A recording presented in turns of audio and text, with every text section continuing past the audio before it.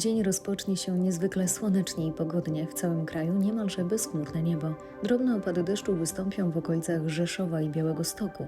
W Białymstoku najchłodniej, tam temperatura spadnie do nawet -2 stopni. W pozostałych regionach oscylować będzie w granicach od 0 do 3 stopni na plusie w Szczecinie i w Koszalinie. Wiatr umiarkowany, południowo-wschodni. W drugiej części dnia kontynuacja słonecznej aury. W większości regionów zachmurzenie małe. Niewielkie opady deszczu wystąpią jedynie w Koszalinie. Na termometrach od 9 do 16 stopni w Zielonej Górze. Wiatr miejscami będzie porywisty, zawieje do nas z kierunków południowo-wschodnich.